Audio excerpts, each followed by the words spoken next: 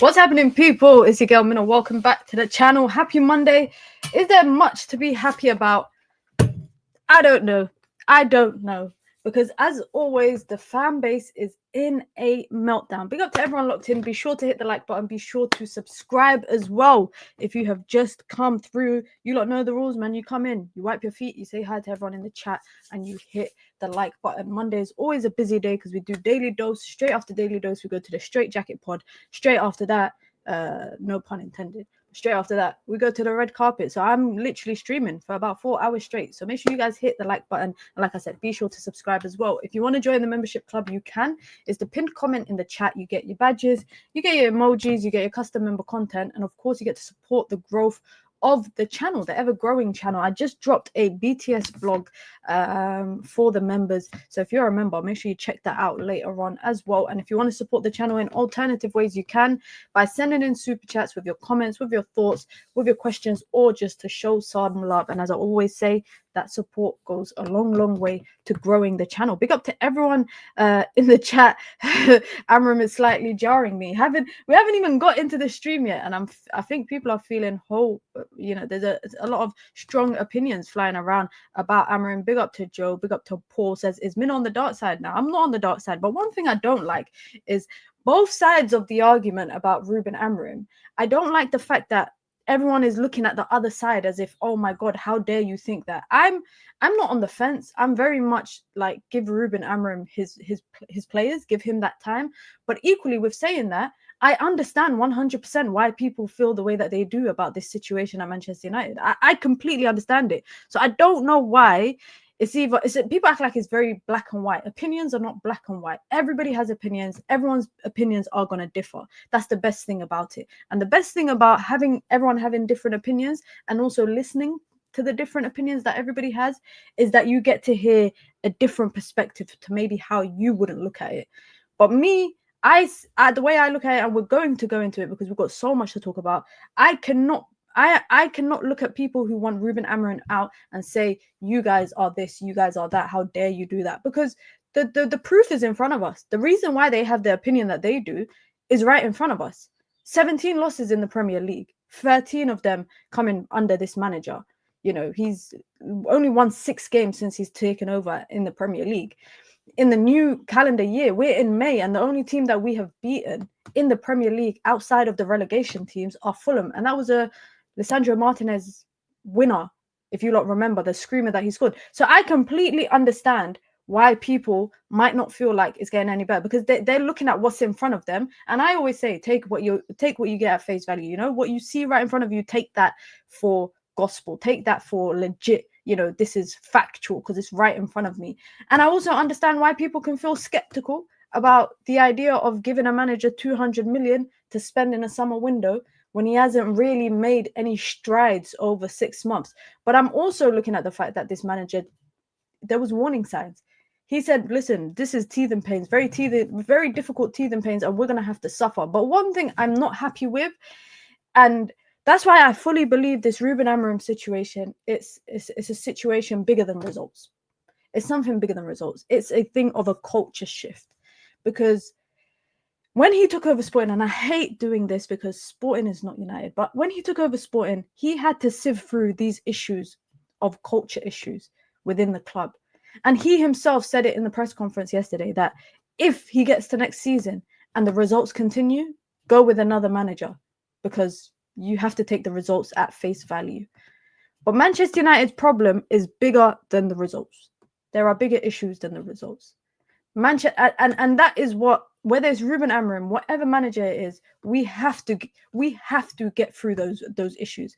Big up to Uthman says, people ignoring the glaring obvious issues that the manager is aware of are babying themselves. I agree. Big up Majestic says, the manager is not the problem, those players are. We need at least 9 new players. They've got nothing about them.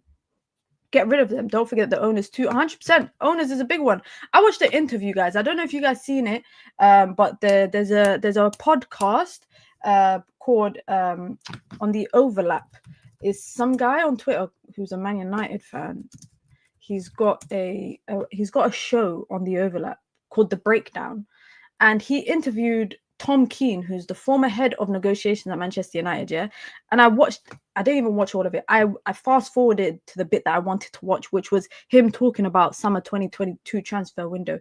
And I just laughed because he was talking about how remarkable and incredible the transfer window was, and how it was, one of the biggest Man United transfer windows in history. And he has his name next to that. And I'm thinking, bro, you paid 100 million for Anthony. If that was me personally, I would never come and sit in an interview and basically brag about what I've achieved in my career, talking about the fact that, oh yeah, I've spent this, I negotiated this. He said he did 12 weeks of negotiating in 1 year. Yeah, we could tell. We could absolutely tell. I don't know why people think in 3 months everything is going to change. Like, we're going to win 8 from our first 10 games. But you know what? Let's start with that. I was going to start with transfer news. Yeah, but let's actually, seeing as I think everybody wants to talk about this Ruben Amorim thing, let's talk about it. Because I saw oh man, where's it gone? I had a thing up here. Oh damn, it's disappeared. Oh, and well, I had a damn. Did I delete it? Oh no, here it is. Here it is, guys. This is Ruben Amorim and Manchester United since he's taken over. Yeah. And I can't lie, looking at this in a visual way, it hurts me. It really, really hurts. When you see things visually, I think that's when I deep how bad it is. Because there's so much red on the screen, you'd think we're watching a horror movie. Right? But look at the gaps in between. I don't know if you like deep in it, but look at the gaps in between the results for Manchester United. Yeah, number one. Number two, Manchester United went 3 games in a row of defeats without a goal. And look how many defeats we have, and how many of them did we score in? Let's do the maths, guys. We didn't score against Arsenal in a loss. Didn't score against Bournemouth. Didn't score against Wolves. Didn't score against Newcastle. Didn't score up against Palace. Didn't score against Spurs. Didn't score against Forest. Didn't score against Wolves. Didn't score against West Ham. So in those 13 Premier League games that we've lost against under Ruben Amorim, yeah, nearly 8 or 9 of them, United could not even score. We couldn't even lay a glove on the opponent. And then if we're looking at the victories, I'm going to be totally honest with you guys. Totally honest. Bar that Everton game, I have not seen a game that United have won in the Premier League where we have completely dominated. And I'm talking about the Man City game. I'm talking about this Southampton game, and we were getting dominated for 70 minutes until Ahmad scored a hat-trick. That Fulham game, the Ipswich game, the Leicester game, maybe the Leicester game, I would say we dominate. But even then, that's a team that's sitting rock bottom. We should be dominating. So this notion that Man United are not doing well is 100% true. It's 100. I remember there was a data metric that calculated that United could have, if they didn't win the way that they won last season under Erik ten Hag, they were on, at some points during the season, it was estimated that we were on path to finish about 12th. We ended up finishing in the 8th, right? This team is not, for me, a 17th place team. Some of the players might not be great. We might take into consideration a lot of the things that United lack in terms of strength, in terms of physicality, in terms of ball carrying, in terms of, the striker situation. But do you guys genuinely think, and I want to know your thoughts, so please do let me know. Do you guys genuinely think United is 17th best in the league? Based on like the season we are, but I'm talking about looking at the squad and the feeling that when Amorim took over, what was the feeling when Amorim took over? I said it's going to get worse before it gets better. And then everybody is turning around now and saying, well, we expected better when Amorim took over. I promise you no one expected better. I don't think we expected it to be this bad. If I'm being honest, and I'm being honest, I didn't expect it to be this bad. I expected it to be on a level of like dropping in and out of 8th, 9th. Wallahi, I didn't think we would be 17th. I did not think that. And I didn't think United would lose games in the manner in which they have, to a point where even I am feeling disconnected from it. I'm feeling disconnected from the club. I don't know how it's going to get better. I after yesterday's game, and we're going to talk about yesterday's game because obviously Euro played and gets injured and Amorim looks angry. But in that moment, I'm only angry with Amorim because you played him. You started him.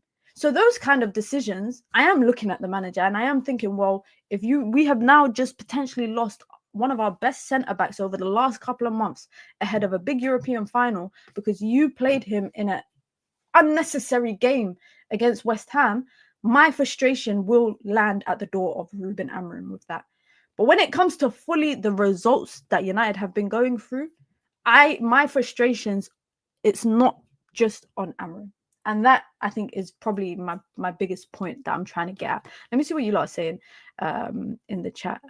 It's either the players are choosing which games to play or the manager's tactics are not working. I think Amorim kind of not alluded to this, but hinted to the fact that United players can hype themselves up, and when it's a big game against, City or Liverpool or Arsenal in the FA Cup, they can hype themselves up for that. But it's the smaller games, the bread and butters, the Premier League games against the mid-table teams. He said that's the mentality he's trying to change, and that's why I'm saying this problem with Ruben Amorim this season, it's bigger than him. It's far bigger than Ruben Amorim, because he's essentially said in press conferences, these players, they're up for it for the big games, but for the other games, which 85% of the season you're playing against a non-top 6 team, that's the games that he can't get something out of them. And Ruben Amorim said something so interesting that I have been saying for so long. He said it in a press conference yesterday after the game, where he said that he doesn't care about winning Europa League because it doesn't change the week in, week out of the Premier League. And Ruben Amorim said that he'd rather not be in Champions League, which I said this back in January. I said I would rather United not be in Champions League, no European football, and so that they can focus on the week in, week out Premier League. Your bread and butter is the Premier League. And when you kind of conquer that and you're comfortable with the week in, week out games, then you can sign up for the extracurricular activities. It's like me doing maths, English, and science at school, guys.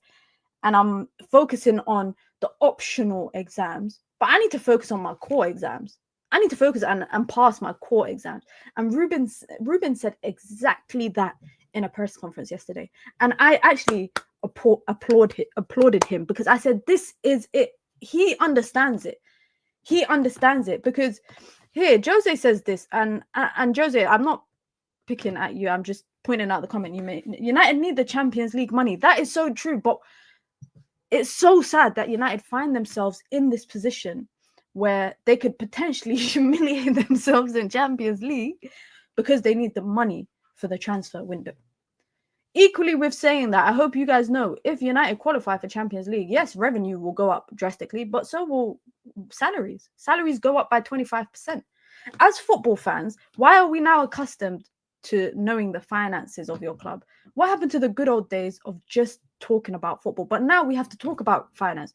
We have to talk about PSR. We have to talk about FFP. We have to talk about homegrown talent. There's so many irrelevant factors 15 years ago as a football fan you wouldn't even bother uttering a word about, because we would just sit here and we would talk about results, players, etc., etc. It is very unfortunate. It is very, very unfortunate. Clickbait title? No, it's not a clickbait title. It's a question. The question is, oh shit, that is a clickbait. Nah, I'm dead. The title was meant to be, should INEOS sack him? That was meant to, my bad. You got me. Al Hilal. Yeah, sorry. Nah, I'm actually dead. I don't do clickbait on this channel. You got me. Sorry, guys. Sorry. All right, we fixed it. The question was meant to be, should INEOS sack Amorim? Because Amorim even alluded to it in his press conference after the game. You lot are laughing in the chat. Yeah, hey, I was about to be like, yo, why are you saying that it's a clickbait title? And then I just looked at the title and I thought, right, The title made sense to me. I thought you were saying Mina wants to sack him. That's why someone said Mina's on the dark side. I ain't on the dark side. It was a question to you guys. Sorry, guys. It's a question to you guys. Clickbait works though, because we've got over 100 people here. So what should I start doing more clickbaity stuff? I hate clickbait, guys. I don't like doing clickbait. You guys should know that it's not really my cup of tea. But yeah, back to the topic of discussion here about Ruben Amorim. Let's actually go through some of the things that he said in his post-match comments before we get to, I think, one of the biggest things. I think we need to talk about Kobbie Mainoo and Ruben Amorim, because I for one do not like the trajectory that Ruben Amorim is heading down with Kobbie Mainoo. But that is a conversation that we're going to have later into the stream. I'm just going to bring up some comments from the manager after United's loss yesterday. He says, everyone has to think seriously about a lot of things here. Everyone is thinking about the final. The final is not the issue in our club. We have bigger things to think about, and we have to change a lot of things at the end of the season. You know what's so jokes is, imagine if imagine he's saying a lot of things have to change at the end of the season, and one of them's him. He did say that if next season that forget the final, forget Champions League, if next season United are still performing the way that they are, they should look at a new person to fix it. And I think he's referencing the manager. He did go on to say that it's really hard to explain. I have a feeling that there's a lack of urgency in everything we do. It's a big concern. And then he said, it's not just about the final. I'm not concerned about it. We need to change something deeper than this. And this is why I'm saying the problem at United this season is way, way bigger than what we're seeing right now. And I don't know if you lot feel the same. I feel sorry for Ruben Amorim. Because a big job lands at your feet in the middle of the season. I mean, Sporting are, still battling it out for the title, and it's probably going to go to the final day. But he finds a big job at his door, but Omar Barada tells him it's now or never. You take the job now or never. You change, or United change systems and bring in a system manager per se, quote unquote. But they don't have the players for that system. So they want the manager to play in a certain way, but without the players that he probably needs. And it is annoying. I say this all the time. I'm not a fan of like specific system style football, just because of how rigid it is in terms of the profiles that you need, and that you need the profiles to make it work. And that was one of my criticisms of Erik ten Hag. And then when Erik ten Hag got the players that he wanted, he still couldn't get the results that he needed on a consistent basis. And that is why I understand. I try to look at it on both sides of the argument. I kind of understand why people are skeptical about the prospect of another couple of months in the summer, a new season starting, and just expecting Man United to jump up the table. Because realistically, guys, how realistic is it that United go from being 17th to fighting for top 4? And you know who I blame? I blame these people here. All of these guys here are part of the problem. And the reason why I say they're part of the problem, Samuel Luckhurst was reporting today that Manchester United are targeting a top 6 finish in the Premier League next season. I think the culture that they are creating by saying that a top 6 finish is the target. I mean, firstly, I'm going to say, how realistic is it for you to go from 17th to top 6? That's going to be my first question. United should never have found themselves in 17th or 16th place. But why are they creating an environment where top 6 is that's what they're aiming for? I'm not saying that United should be aiming to win the title next season, because it's very unrealistic that you go from a basically bottom half team to winning the title. But you shouldn't be putting it out there to the wider public that you are saying that finishing in a Europa or Champions League spot is the target next season. So that is what you expect from your players in terms of, you know, what we expect from you, what we expect you to achieve. Oh, my brother said that we're going to win the Premier League title by 2028. I don't think people realize how far 2028 is. It's not that far away. 2028 is not that far away. It's 3 years away. In 3 years, guys, what can you do in 3 years? You can go to university and graduate. Yeah. So people who are starting university, if I'm not wrong, people starting university this September will graduate in 2028.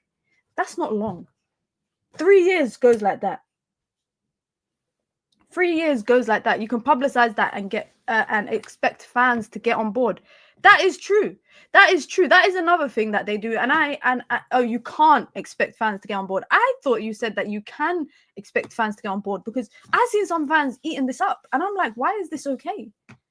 Why is this okay? Yeah, United have been bad, but why is it okay that they can feed stories to the media that, yeah, top 6 is the goal, top 6 is the aim next season? So then you're saying the next manager's got 2 years to win a title because Omar Barada said United are gonna compete for the title by 2028. You have to be pulling my leg. You have to be taking the piss. Let's talk about Kobbie Mainoo. Let's talk about Kobbie Mainoo. If you just come through, guys, be sure to hit the like button. Be sure to subscribe as well. You guys know the rules, man. You come in, you wipe your feet, you say hi to everyone in the chat, and then you wipe your you say hi to everyone in the chat, and then you hit the like button, and then you get involved in the conversation, and the conversation is flowing today. So big up to everyone in the chat as well, and thank you for the person that pointed out that my title was clickbait, because it was clickbait and I didn't realize it. But it got all of you lot here, so maybe I should clickbait more often. If you want to join the membership club, you can. It's the pinned comment in the chat. You get your badges, you get your emojis, you get your custom member content, and of course, you get to support the growth of the channel, the ever-growing channel. Members, there is a member-only vlog on the channel right now, so make sure you lot check that out today. And if you want to support the channel in alternative ways, you can by sending in super chats with your comments, with your questions, with your thoughts, or just to show some love. And like I said, there's a super chat goal on the stream today, and it helps to grow the channel, grow the community, and allows me to reinvest in better equipment. Big up to Sully with the super chat, says players and managers fail like United, we're cursed. Is it the hyena? Is it the hyena? Because I said the same thing to myself yesterday. I said United players are their own enemies. When I was watching United yesterday, all I could just think was, we are our own enemies. Whether it's the fans, whether it's the players, we are our own enemies. United have a lot of enemies, but we are the biggest ones. And when I say we, I'm talking about the players, and I'm talking about us as the fans as well. Because I'm seeing so many arguments online right now about Ruben Amorim. And I'm just like, since when have we lived in a world where it's not normal anymore for there to be two sides to an argument? Like, I think people think, I don't know why, when it comes to football, everyone assumes, or just sports, or just any opinion, everyone thinks it's just either your way or the highway. And I'm like, it's not like that. It's not your way or the highway. There are always two sides to a debate every single time.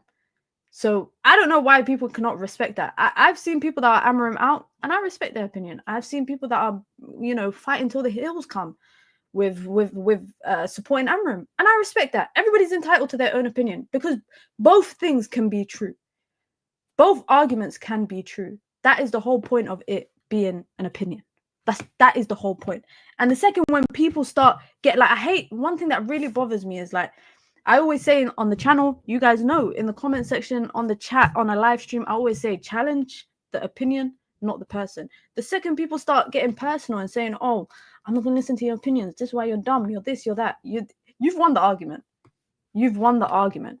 You can't respect everyone's opinion at the same time. Doesn't make sense. Yes, you can. You can respect everyone's. Right now, I promise you, everyone in the chat, there's probably things that we don't see eye to eye on. But you respect my opinion, I respect your opinion. That's it. I might not agree with it. Agreeing and respecting is not the same thing. I may not agree with it, and I might challenge your opinion, but I respect that you have a different opinion, and the way that you formed that opinion is the same way I formed my opinion. That's it. That's it. You don't have to be right, and I don't have to be right. And that's why I'm saying respect is the bare minimum when it comes to debating stuff. I don't have to agree with it. But the second people try to change your opinion, like, I don't like, if right now it's like me coming on here and I'm saying I'm Amorim in and all of anyone who's Amorim out is an idiot, they're this, they're that, and I'm trying to enforce my opinion on you. That's wrong. That's wrong. But I can share my opinion and I can listen to your opinion. And if your opinion differs to mine, I'm going to listen to what you have to say, but I'm not going to agree with it. I'm not going to agree with it. Big up to Aminal says, Minna, hold that on your Anthony agenda. Big up. I don't have an Anthony agenda. I just said that I just didn't want Anthony to be United's right winger, and suddenly that's an agenda. I'm happy he's doing well at Betis. I'm even supporting Real Betis for the Conference League. I'd rather Anthony win it than Sancho. But it's not an agenda. It's not an agenda. I just don't, like, you know, again, two things can be true. Anthony's doing well in Spain and he's doing well with Real Betis. He didn't do well at Manchester United. Why do people like to rewrite history? Let's take what he gave us at face value. What he did at United does not change just because he's doing well at Real Betis. I'm happy for him at Real Betis. I want him to do well. It's better for United. The better he does, the better it is for United, guys. Big up, Minna, you've been streaming at atrocious hours. I be streaming at the same time pretty much every single day, guys. 4:30, sometimes nearly 4:45. Like today, I started the stream late. But I'm always streaming at around the same time every single day for a daily dose of Minna. Anyways, before we get on to Anthony, let's talk about Kobbie Mainoo, because I watched him yesterday and I thought, this ain't the Kobbie Mainoo that I knew. This is not the Kobbie Mainoo that I once knew. I thought Amorim would do well with him in terms of having a young talent. I mean, he was coming through at United and I was saying, you know, he built the midfield around him. Whoever we buy in midfield should be the one that partners Kobbie Mainoo. But I look at this Amorim wet style, and this is why I say when you have a specific system and it's very rigid, some players might not fit in that system, and they're not system players. Kobbie Mainoo is not a system player, but he should be a player that's in your starting 11. And I'm not gonna lie, guys, I'm looking at Ugarte yesterday. I'm thinking, yeah. Is there a reason why PSG sold him after one season? Genuine question, guys. Genuine question. No hate, no disrespect. There is a reason why PSG sold Ugarte after a year. Luis Enrique saw what he needed to see. If you are at ownership and you can say, you know what, we got it wrong, but we'll cut our losses, I rate that. But I don't think United will do that. I personally don't think United will do that. Ugarte, for me, I never wanted Ugarte. I'm just going to put it out there. I still want him to do well at United because right now he's in a United shirt. But I will not be gaslit into believing that I always said when we signed Ugarte, and we can go back, if you lot remember, yeah, for anyone that's a reckless delegate here, if you lot remember, me and KG had an argument on his channel on a stream one day during the summer before we signed Ugarte, and I said I don't want Ugarte, and he said to me he's the best option, and I said I would take Zubimendi, I would take Sanderberg, I would take Fofana, I would take 2 out of those players than taking Ugarte. I don't know if you lot remember, but I remember, because one thing about me, I don't forget stuff. I'm petty like that. But I remember me and KG even had a back and forth about De Ligt and Yoro. And I said Yoro is going to be the future starting centre-back for United, not De Ligt. But anyways, that's neither here or there. I watch Ugarte now, and for me, he's nothing like... The task at hand for Ugarte, in my opinion, is to break down the possession of the opponent. He's a destroyer. Doesn't destroy to a destroyer level. Doesn't destroy to a destroyer level, but he's a destroyer. There's levels to being a destroyer, though. But wallahi, yeah, Ugarte is bad on the ball, guys. And this is why I said it at the time then, and I said it, and I say it now. You cannot have a midfield where your midfielders are bad on the ball. Not possible. Why are we prioritizing having a goalkeeper who's good on the ball, but it's okay for our midfielder to be bad on the ball, and he can't progress the ball, and he struggles under the press, and he maybe once or twice, pulls out a good pass, a long pass, but I'll say 7 out of 10 times he's going for the safer option because he doesn't have it in his locker. Why is our goalkeeper better on the ball than our midfielder is? Ugarte on the ball is terrible. He wins the ball back, he loses. I think it's a strategy so that his duels number can be high. Because if you're always winning the ball back, people are going to look at your stats and be like, wow, this guy's always winning the ball back. But that stat is not telling you how many times you're the one that's giving the ball away. That stat is not telling you how many times you've given that ball away. So if we were to look at how many times he gives the ball away versus how many times he wins it back, it's definitely, like that. But Kobbie Mainoo, for me, I'm so disappointed. Not with Mainoo, by the way. I'm not disappointed with Kobbie Mainoo. I'm disappointed with the way that Ruben Amorim is using him. He's trying to shoehorn him in. And I'm not going to lie, guys. I look at this Amorim style of football, yeah? And I think, where the hell does Ruben Amorim fit him in? Big up to Aminor with the super chat, says, Minna, according to Musa, you have an Anthony agenda. Musa is obsessed with Anthony. Wallahi, like, you lot think I'm joking. Obsessed. And he's probably going to be obsessed with him on the stream later today. Minna, you're saying Fred is a better player than Ugarte. If you lot know me, yeah? If you guys know me here, you know how highly I regarded Fred. So that's not even a question. That is not even a question. Please don't disrespect my boy Fred like that. You guys know how highly I thought of Fred when he was at United. We didn't appreciate him. United fans didn't appreciate him. Because you know what? United fans, we love a savior and we love a scapegoat. So every game, United just trying to find another scapegoat when Fred was here. 1 minute it was McTominay, next minute it's Fred. 1 minute it's McTominay, next minute it's Fred. Would you guys sell Kobbie Mainoo? If Amorim comes out and says, you know what, I don't have a place for him in this team, would you guys be happy with Kobbie Mainoo being sold? Because I was watching clips of Kobbie's last season, wallahi, and Kobbie this season. I'm taking into consideration the injuries, and he spent a lot of time out of the starting 11. But we're playing semi-finals, and Kobbie's not playing. Like, what? What? Are we being serious?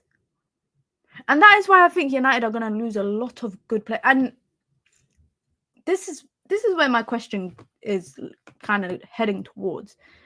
My biggest worry is that United let go of players that are not system players, but are just football players and high level. But Amorim ends up leaving and we're back at square one again. So we've let go of Rashford. We've let go of Kobbie Mainoo. We let go of X, Y, and Z because, they don't fit the system. And then we're back at square one if the manager leaves. And I'm not joking, guys, yeah?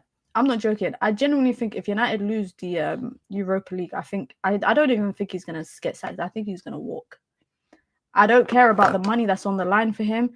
I genuinely think he's going to think, oh my God, I can't do anything better without a transfer window of players. And we have no Champions League, no money. It's just going to get worse.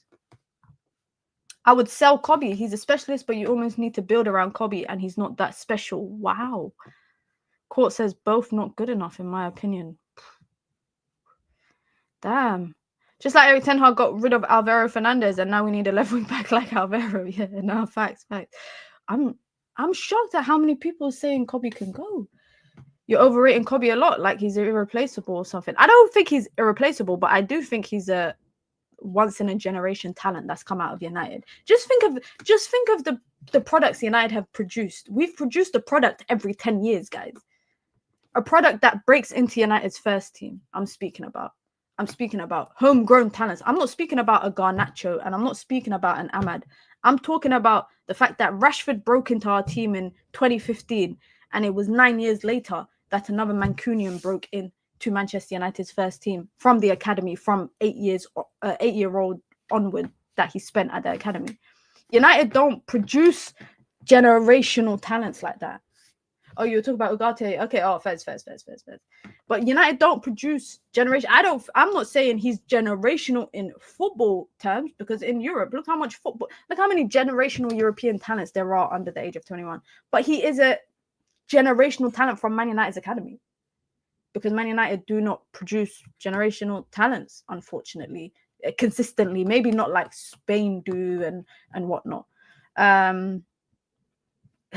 These names are mad. We'll sell Kobe and keep Mount because Amorim likes runners. I wouldn't call him a once in a generation talent, but I don't want him sold. I'd keep Kobe.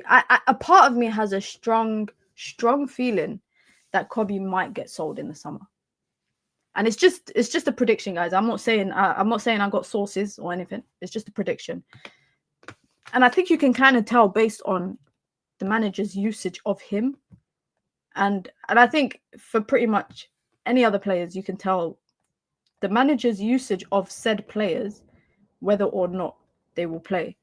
Let's talk about Lenny Yoro, guys. Let's talk about Lenny Yoro. I was watching El Clasico, and I was watching the second half at the same time. El Clasico is entertaining. You know what? The El Clasico has been fun all season, and then we're being tortured on the other side of Europe. One side of Europe, Spain, they get to watch fun football. On the other side of Europe, we're being tortured. I'm not joking, guys, yeah? If I was part of the FBI, I say this all the time. If I was part of MI5 or MI6 or the FBI or the CIA, I promise you, I wouldn't even have to waterboard people. Is waterboarding still illegal? I don't know. But I wouldn't even waterboard people. I would just make them watch Man United games. That's the best form of torture. Like, that is right now. I know, yeah. Now I know the best way to punish my kids, or even like my nieces and my nephews. If they ever get on my nerves, I'm just gonna punish them. Like, I'm just gonna punish them. My favorite team between the two actually didn't win. Like, I prefer Madrid. Like, Madrid has always been my favorite team, but I like watching Barca. I like Yamal. I like Pedri. But if I had to pick between the two, it would be Madrid that I would pick. Waterboarding still happens. That's how you know that I don't know nothing. But what I am saying is that watching United is a form of torture. It is a form of torture. And this moment here is probably the most torturous part of the weekend. Watching Lenny Yoro. The last time he got injured, guys, I don't know if you remember, but he looked like this. He looked distraught.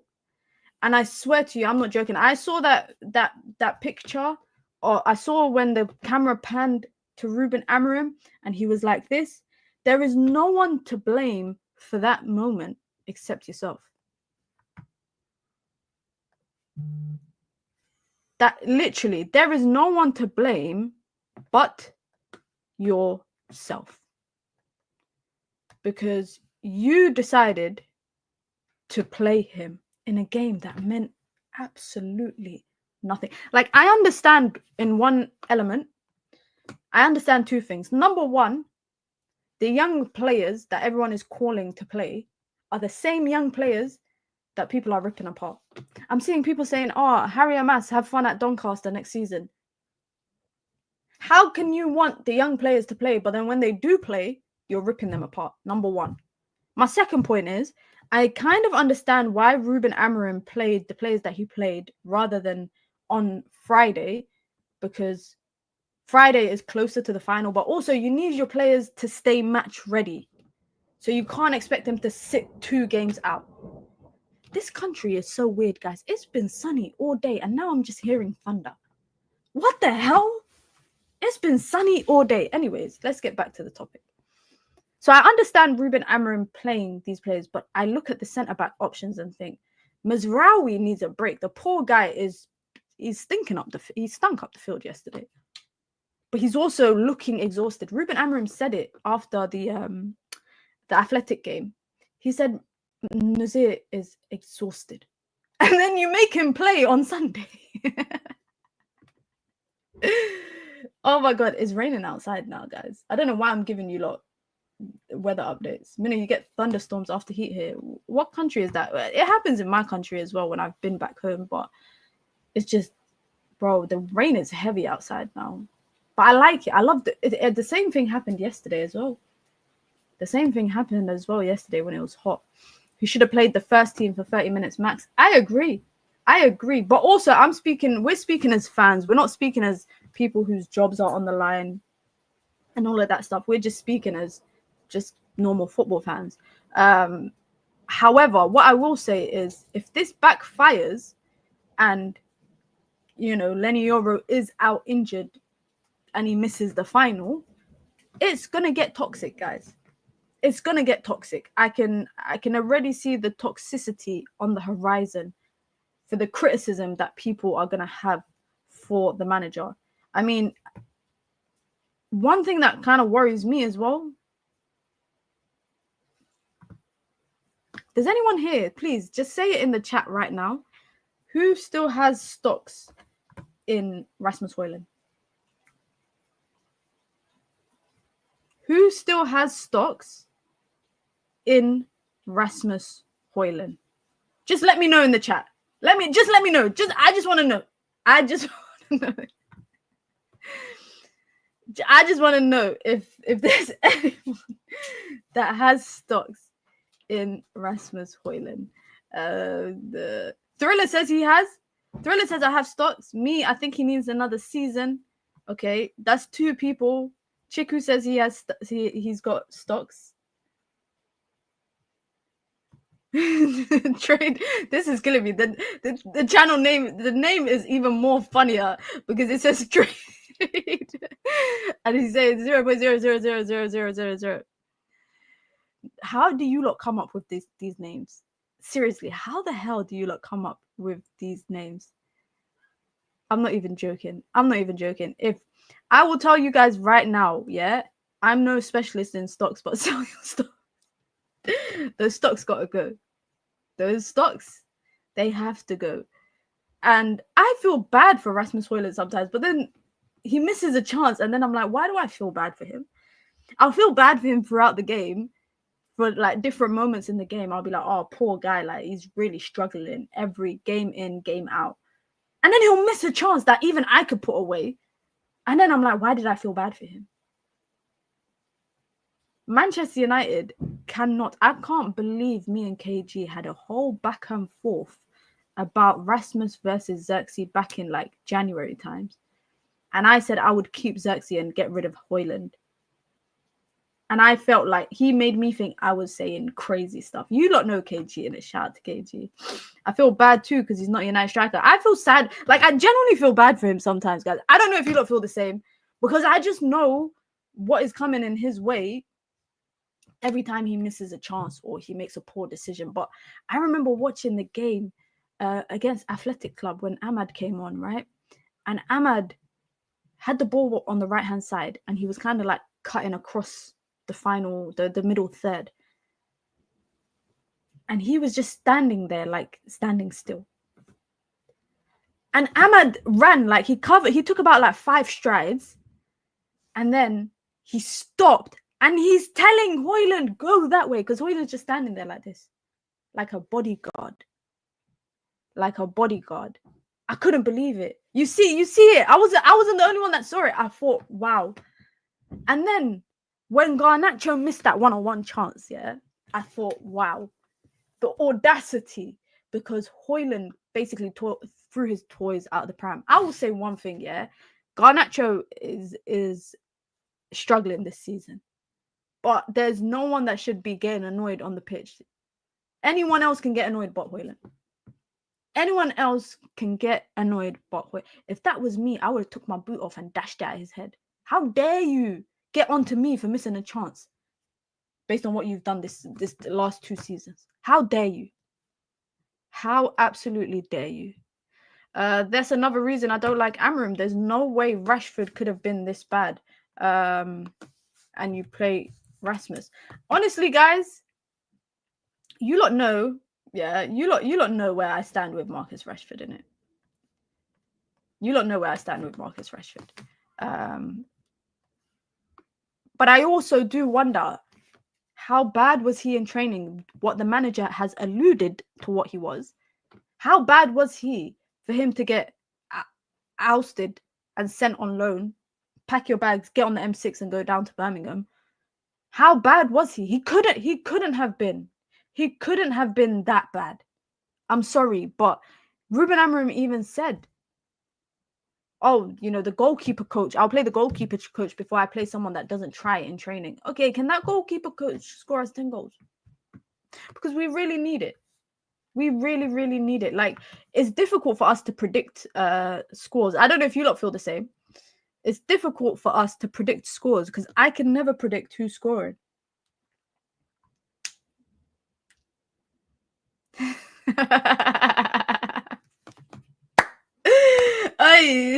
This person is Minna, you did say once Hojlund is to your niece/nephew what young CR7 was to you. My niece/nephew hates Rasmus Hojlund. Where do you stand with Rashford? I feel sorry for both parties, but I don't know. I feel like, you know, I feel like it's best for Rashford to move away. I saw the report suggesting that Barcelona really want him, and that's what he's trying to get. He wants the Barcelona move, but he has to take a pay cut, and reportedly he's willing to take a pay cut to go to Barcelona. Barcelona could do with him as well. He probably won't start for them, I think, but he'll be a good squad option, better than Ansu Fati, and he'll probably win stuff with them. But I think right now, the best thing for both parties is for Rashford to leave in the summer, just because his heart is not in it, the club's heart's not in it. Just go. Both of them just go. Both of them, but he should just leave. And I think that will be the best option. Let me ask you a lot of questions before we actually wrap it up, because I'm late for the Straight Jacket podcast. Does the Europa League, winning the Europa League, does that make a difference for you guys with Ruben Amorim? Whatever your opinion is on Ruben Amorim. One thing I find so funny though, guys, one thing I find hilarious is the outrage about United or Spurs being in Champions League next season. I'm going to tell you lot this, yeah? I'm going to tell you lot this for free. If Spurs beat us in the final, I am joining Arsene Wenger and everyone in saying that the winner of Europa League should not go to Champions League, especially when you're 17th in your league. But if United win, I'm going to tell them all to shut up.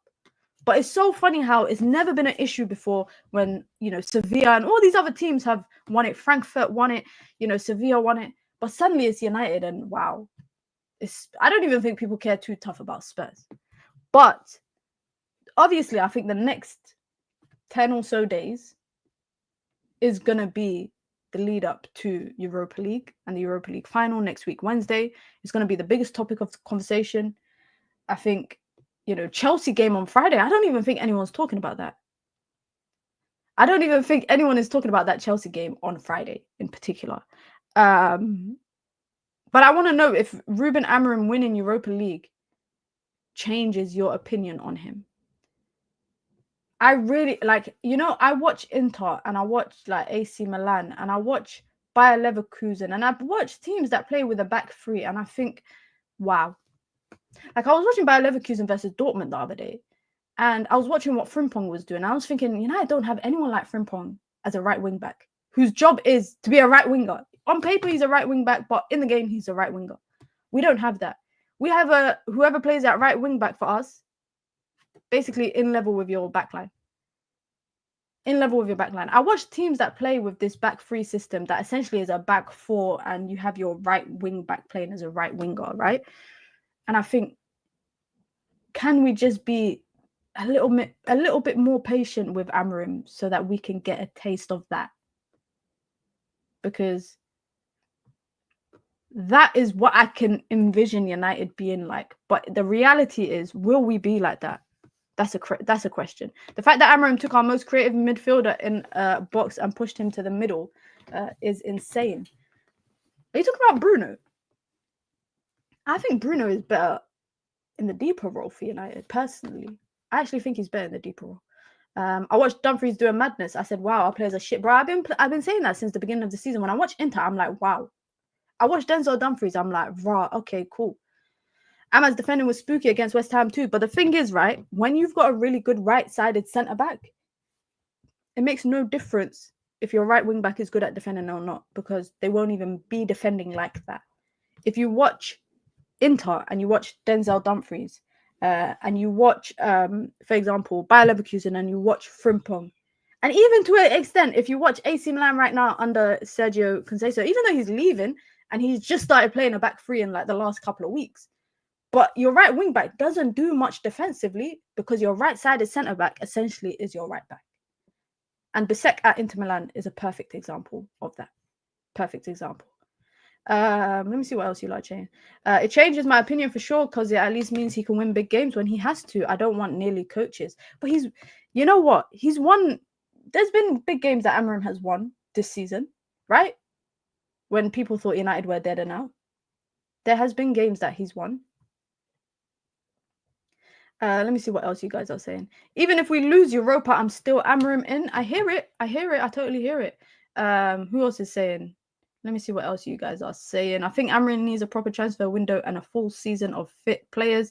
It don't make a difference. One trophy can't change what we've seen this season. The only way he changes my mind is winning games. That's if he doesn't get sacked. I agree. I'll be honest, right? If we win the Europa League, that's great. But I'm judging Amorim based on your bread and butter, which is your Premier League. And so and that's why I always say I want us to win Europa League for many reasons. I want us to have a trophy, another European title. I can't let Spurs win a trophy, not on our back. But also, if winning Europa League means Amorim gets a summer of getting his players in, and then we see what he does with that, okay, cool. I'm shocked at how rattled Amorim's gotten already. Took Ten Hag like 18 months because Ten Hag was winning for the first 12 months. Amorim's supposed to be a good talker and he's been waffling for months. Well, the guy has aged a lot. Let's look at Ruben Amorim's first day at United, yeah. His first day at United, guys. Please look at this is the announcement picture, yeah. Look how happy he looks. Yeah? Look how happy he looks. Yeah? Hairline intact. No grays. He got a fresh trim. Look, he got a fresh trim, fresh beard. Everything looking good. What is his nails cut? I think his nails are cut. He's well groomed. Wallah, look at him now. No trim. I don't think he's had he hasn't shaved his beard or fixed up his beard in a long time. He hasn't even cut the top of his hair. The curls are too long. The curls are longer than usual. He looks stressed. Poor guy. Like, I actually feel bad for him, guys. I feel so sorry for him. But how many people can I feel sorry for? Every time I just find myself saying, I feel sorry for this person. This is a business. You either get with it or you get lost. Yeah, I saw this. His knuckles after the Europa League game the other day. He had plasters on it. If he broke another TV in the stadium, in the dressing room, I bet you Jim Ratcliffe's going to make him pay for it. He's getting paid. Why feel sorry for him? That's true. Do you guys think you could be a United manager with the amount of spotlight and like people are calling you mad names and making memes of you and taking pictures of you having dinner with your family? And do you guys think you can handle it? Like, honest question, like, do you guys think, and don't talk about if I'm getting paid that much money, I would do it. Talking from a mental perspective, yeah, mentally, I went viral once on Twitter, guys, and I couldn't sleep that night. I went viral one time and I was getting racially abused online, yeah? And I couldn't sleep that night because I was just thinking about all the people that was awake, going like this on their phone, typing evil stuff on Twitter. Do you think I could do this on a regular basis? Nah. I couldn't do it. Crash out central, bro. I'll be crashing out nonstop. I would be crashing out nonstop for the money, yes, but you know, you're losing yourself in. You're gonna lose yourself in the process. The money ain't ever worth it, man.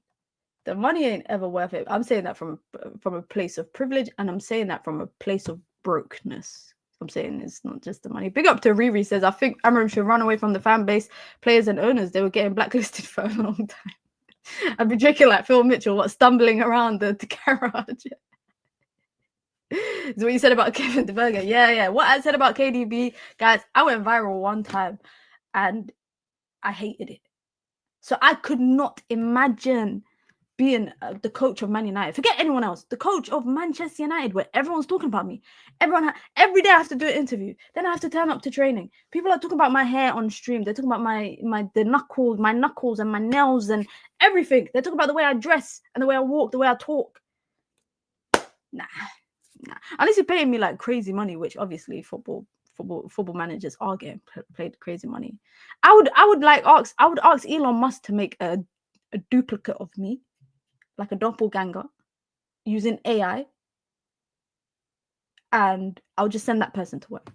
You are reading the comments. I doubt Amorim reads comments. I won't read in the comments. One thing I won't do is if I'm getting dragged online, I'm not reading the comments, because unfortunately for Amorim, people are just generally, if you're a man and you go viral on football Twitter, people are just going to call your opinions dumb. But as a woman, people are going to make sexist comments. For me, they're going to make racist comments. They're going to make Islamophobic comments. Some people made Islamophobic comments and went viral off of that. So I will never read tweets if I go viral, even if it's for a stupid reason. I won't read the responses just because it's not worth it. And also, I know people would never say it to my face. And that's the thing. But anyways, guys, we're getting too sidetracked, man. I am so late for the Straight Jacket podcast. Have they gone live? Shit. I'm going to get... Let's see if they've gone live, because I actually wanted to go for a walk before the stream. He hasn't even gone live. How disgraceful. Why is he... Is he waiting for me to turn up? Let me have a look. Hold on. Wait a minute. Oh. I can't find the stream. Oh, wait, no, it's there. Oh, no, he has gone live. Oh, shit. All right, guys, we got to wrap it up. Listen, guys, be sure to hit the like button. Be sure to subscribe. Don't go anywhere, because we're going over to Straight Jacket Podcast, because I'm sure Nuruddin has a lot to say. I'm sure Saeed has a lot to say. I'm sure Musa has a lot to say. So make sure you hit the like button on your way out. Big up to everyone. We'll be back, inshallah, tomorrow with Daily Dose of Mina. Don't go anywhere. Like I said, we're going to redirect, guys. I'm out. Peace.